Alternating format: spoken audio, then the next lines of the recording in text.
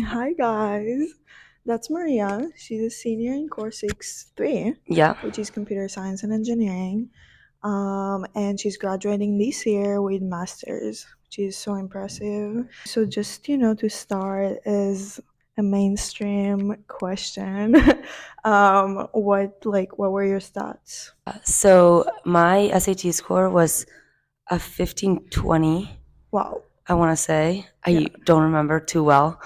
Um, and then we were required to take subject tests back then. I don't know if that's a thing anymore, Yeah. but like an 800 in math or 590. No, what was it? I think it was out of 800. Yeah. So So like 700 is something. 690, I think, or Oh, 790. really? Sorry, Oh, 790. okay.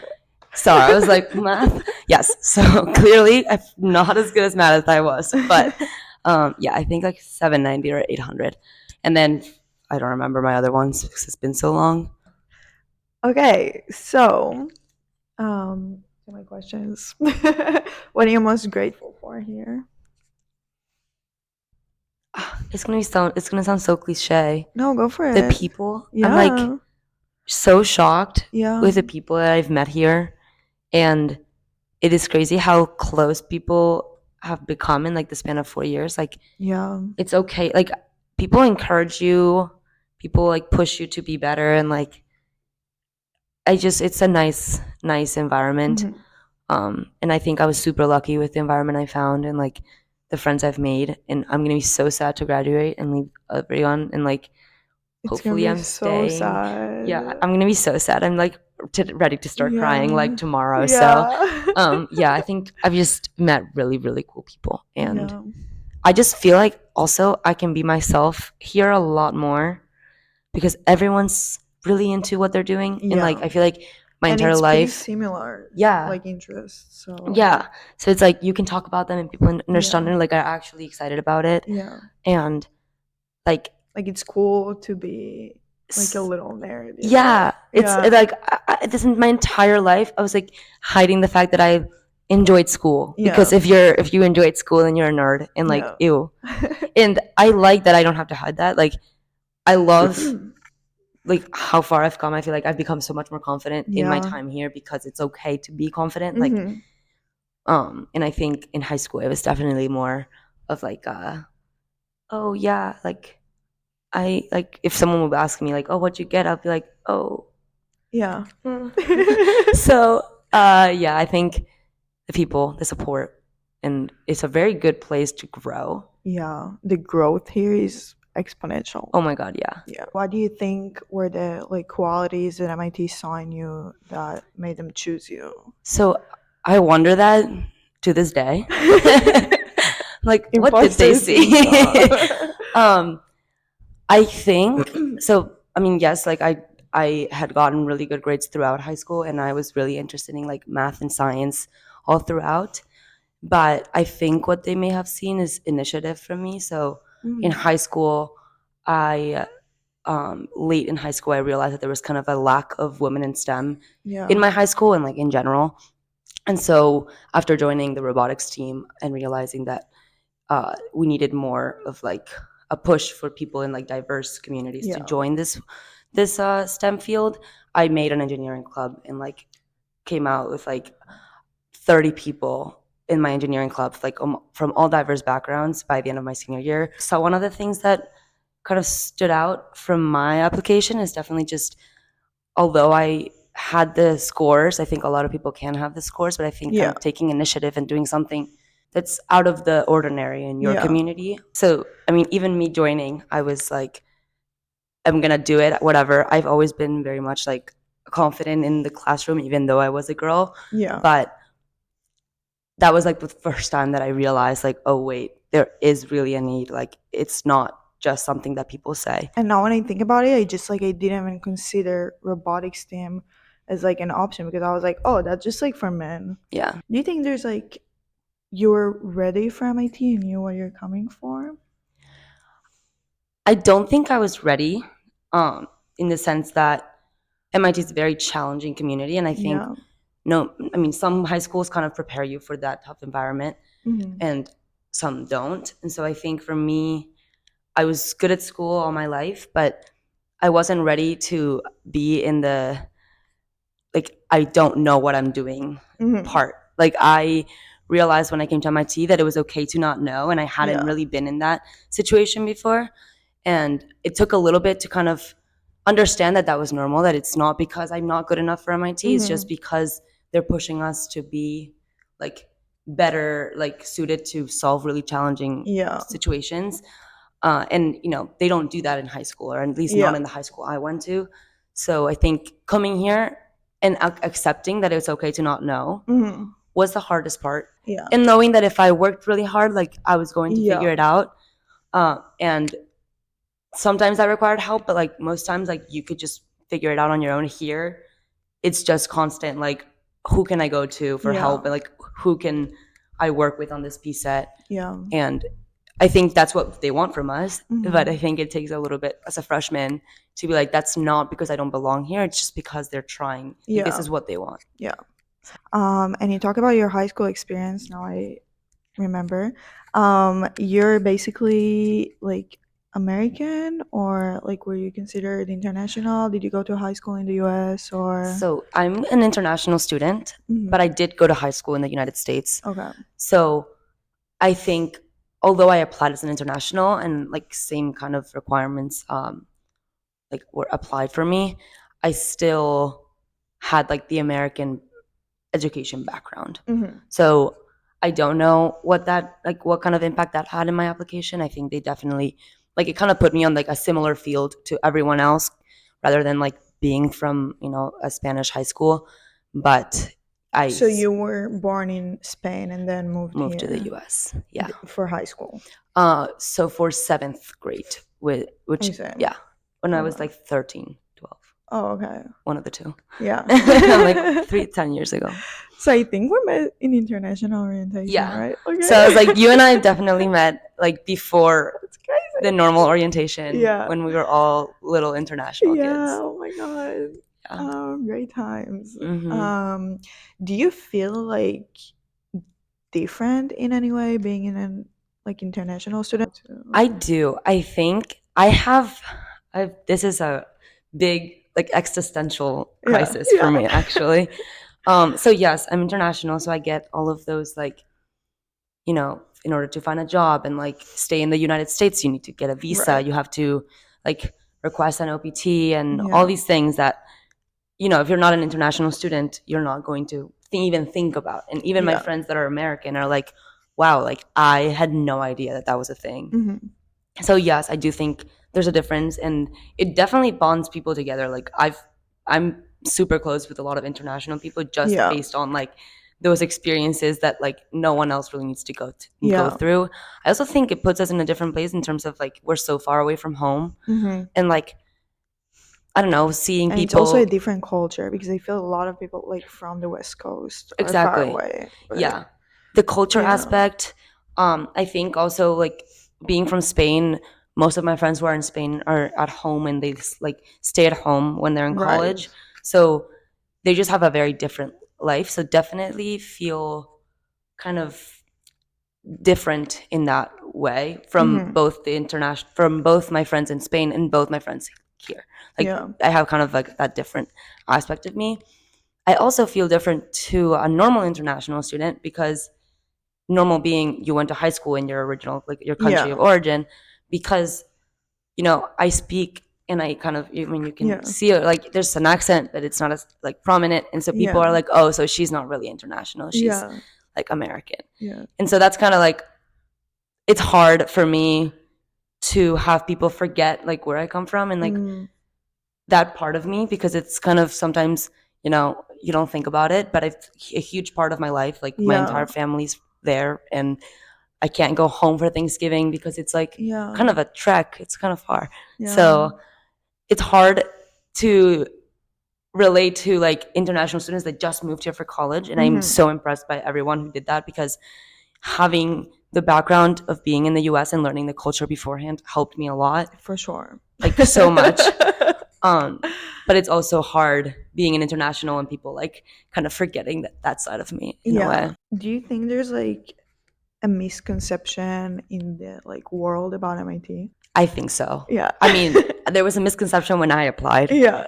and I was I mean, I was just talking about this. We have like campus preview weekend every year before. So Oh, like, right. It's campus preview weekend right now, so it's super fun, and so many pre-frosts are here. yeah. And so you're like, oh, like we want them to like MIT. And But there's also know what it is. right, because you need to know that we had like an 80-degree weather this weekend, and we're like, that's not That's normal. not Like, it. it's usually like a good day is like 60s, and we're like, yes, like no Yeah. jacket today. Um, yeah, I came not really knowing if I wanted to come. When I Mhm. got accepted, I was kind of hesitant. Was it your first choice before you came here? I am like, it was my first choice in concept. Like, I was applying to school in Madrid, and I applied to Oh, Imperial College. okay. So in my head, That was the only American school you applied to. I applied to like other schools in America. I wasn't gonna go there. Okay. Like, it was like two state schools Oh, I see. just for fun. So Uh, no Stanford or no, like okay. I like applied to MIT, and I was like, if I get in, that's the only option in the US for me. If Mhm. not, I'll go to Spain for like my engineering school that Mhm. I would love to go to. But even though I was like in concept, I know MIT is the best. Like, there's no way I can go back to Spain. And people Yeah. had told me that even in the school I was applying to, they were like don't keep applying. Like, if you're done. I was Like like, because you got into MIT. because I got into Okay, MIT. okay. They were like, you're like, Yeah. just don't waste that Yeah. opportunity. I was like, fair, but I was scared because I mean, MIT is a stressful like, and Yeah. that's not a misconception. I think it Yeah. is a hard school, Mhm. but I think the misconception is that people are not social. That like Yeah. you're spending your entire MIT experience like doing work. You don't see the light of day, and Yeah. you like make friends because you need them because you need to like pass your classes. And that's the misconception that I found during that like Yeah. preview weekend. And I'm glad I came for that weekend and like really took in like the social aspect of MIT Mhm. because, I mean, it's 4 years of your life. I am a very social person. I like love like meeting people and making friends. And if Yeah. that was not a place, if MIT was a place that didn't really foster that, then Mhm. I would not have wanted to come here. Yeah. So yes, that's a misconception. MIT is really fun and there's a lot of cool people. Yeah. So I yeah. think I didn't know about this misconception until I arrived to the US and like dated an American guy, and he was like he saw me and my friends and he was like from MIT, and he was like, "Oh my god, I can't believe there are normal people at MIT." And I was like, "What do you mean?" Like, of course. I know. Because in like out like, I guess in Europe, in Israel, like people like just think it's like a little bit nerdy school, but like, just like Like a good school. yeah. Yeah. So I was like, "Yeah, we're normal." Yeah. Like what? Yeah. And I've definitely had so many experiences. I think this summer I met some people, and even like at work, I was doing Yeah. an internship and they were like, wow, like you're the first MIT person I know, but I actually just did not expect you to be like that. I'm like, Yeah. interesting. Like, thank you. We talked a lot about like how stressful it is here. So what would you tell like MIT people who struggle right now? I think you need to find people to Yeah. help you through that. And I think you also need to remind yourself that you're not alone in it. I think a lot of people cover their emotions really well. Yeah. And I think it's important to talk about it. There's a healthy amount of talking about it. I think, you don't want to be the person that's always complaining about Right. work because that can be annoying. But I think it's just nice to remind yourself that there's other people that are struggling and Mhm. find yourself a group of people for every class that you can like talk to and help out and Yeah. just have a community and then take advantage of resources. If it's too much, like drop a class. Like, Yeah. don't let people around you determine like what you're taking, what you're not taking. I think a lot of True. times they're like, even as a senior, you take less classes. Like, I'm in 3 classes. I'm like, oh wow, like this is crazy. But I could have taken like not 5 classes every semester, or like Yeah. people like sign up for 7 classes, and I'm like, if you can do that, great. But I know that I can't, and so Yeah. I'm just gonna stick to my schedule. Like, it's my MIT experience, and kind of just remind yourself that you know what you want to get out of MIT, Yeah. and you can only do that if you can like do it. Like, you can only do it well if you take a breather every once Mhm. in a while and like Absolutely. you know Yeah. calm down and not study all the time because Yeah. your brain is gonna get tired. Okay, so you do super cool research at MIT. And I just wonder if you can explain us about it. Yes. So I have done two different research opportunities at MIT. Both of them have been like pretty long projects. Uh, my first one was actually a combination of like CSAIL, which is Computer Science and Artificial Intelligence Lab, Mhm. and the Koch Institute for Cancer Research. Oh, that's so cool. I Yeah, didn't know that. yeah, it's super cool. Mhm. I know nothing about cancer and don't know anything about biology. I'm definitely like a computer science girl, but we were exploring like how much of an effect this new coding language, Julia, I don't know if you've heard of it, Yeah.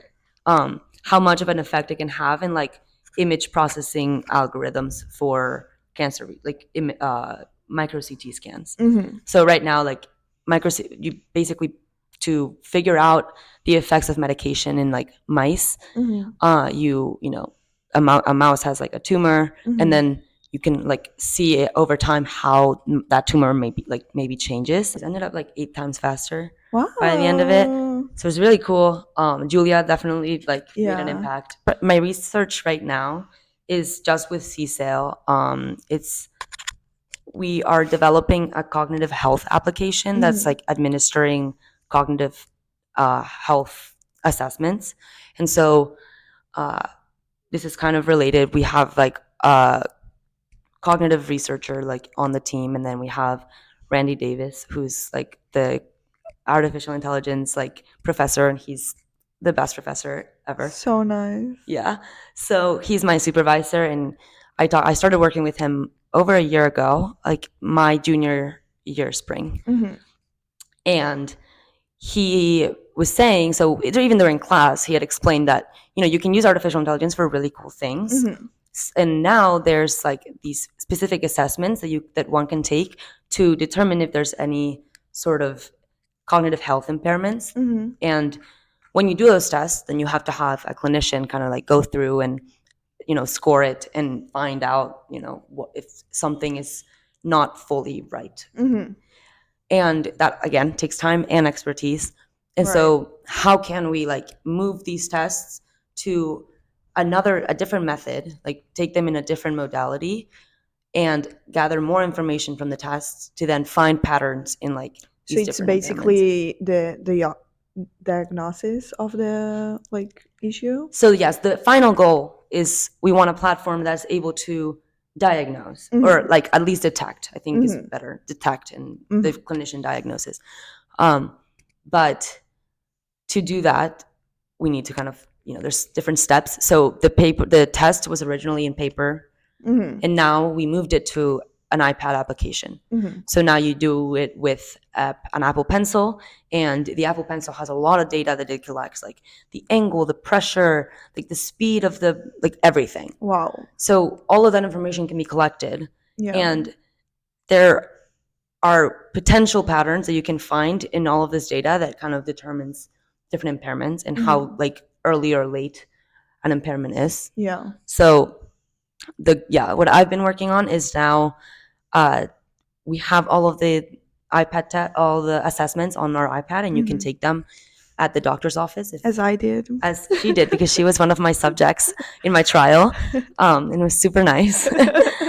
So she has actually tried the application, Yeah. but the way that like what I'm now bringing to the table is you, as a clinician, are able to assign tests to patients, and then Mhm. the patient doesn't even have to come into the office Mhm. to, take that assessment. They can do it on their own time, Yeah. and then those results will be sent to the clinician, and that can just take so much of the burden Mhm. off the clinician, and allow them to focus more on the detection rather than like Yeah. administering a test. So the platform right now, it basically corrects you if you're doing something wrong. It gives you Mhm. the instructions, and it's not meant to replace the clinician, but it's meant to help the clinician so that they can have other Make it time. faster. I Yeah. think it's super, super, super cool because I feel like a lot of research at MIT is not very like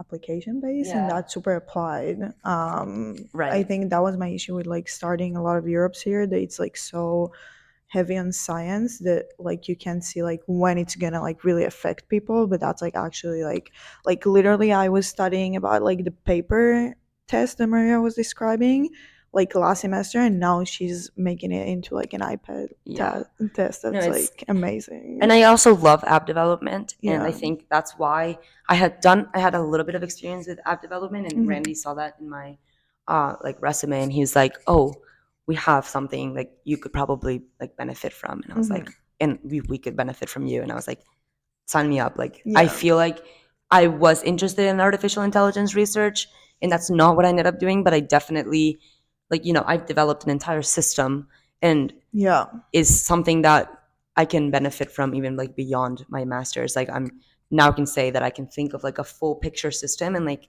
implement it Yeah. and think about the consequences of like data privacy and like the Wow. users I didn't and even think about it. yeah. Yeah. So it's been super cool and I'm so glad. Like I honestly could not have asked for a better like research opportunity to write Yeah. about for my thesis. So, what advice would you give me now looking for like where to start my research? Because I really like don't know. And I probably a lot of people are like me. No, yeah. I was the only thing that I recommend is that you go through like your experiences in classrooms. So like what kind of classes did you like? And what would you want to learn more about? So Yeah. like at the time when I was finding this, I didn't realize it, but I took a system design class and I didn't really like build the system that I was just like that I designed. It was just like you design the system and you like present it at the end of the term.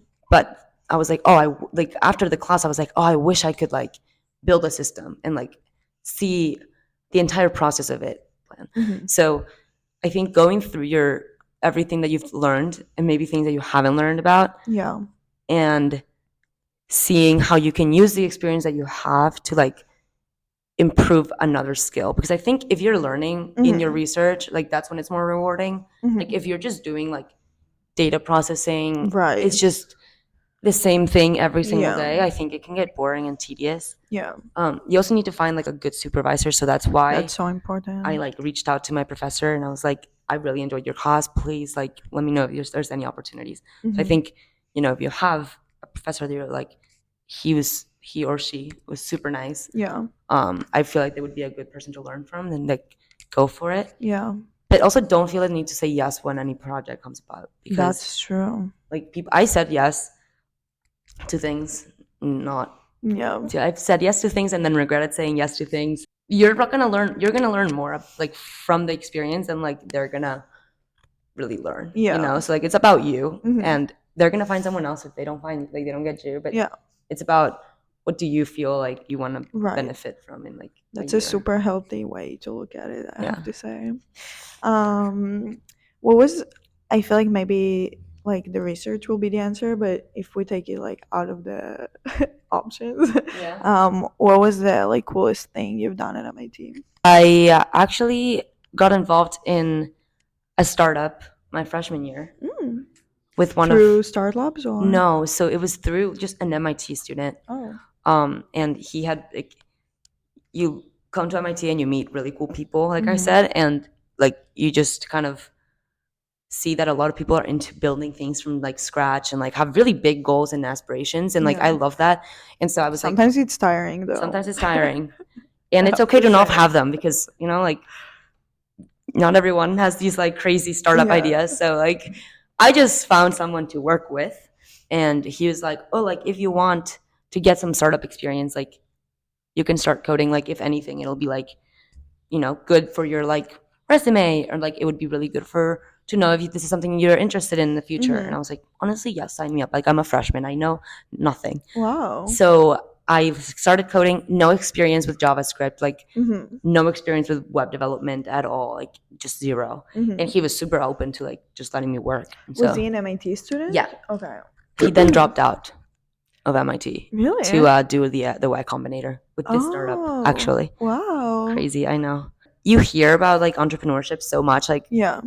around MIT, and literally like even before MIT, like my dad has like been interested in starting something, and like it's always been something that seems so unattainable for me. Mm-hmm. And I think seeing it kind of in the early stages and then seeing them now has made me realize that it is an attainable dream. And like, not for everyone. I feel like I like a healthy like balance of like Yeah. work and like rest and doing hobbies. So I think a startup life can be really Mm-hmm. tiring and maybe not for everyone. But I think if you have friends and like they're starting or they've come up with something, it's like maybe it fails, maybe it doesn't. But Mm-hmm. it was a cool way to see that it's a risk worth taking. And I also feel like it's so much more interesting in the aspect that like it's so fast paced and dynamic that you like and you do I hope what you like if you're in a startup. Right. So yeah. Yeah. And I think, I mean, I've definitely had my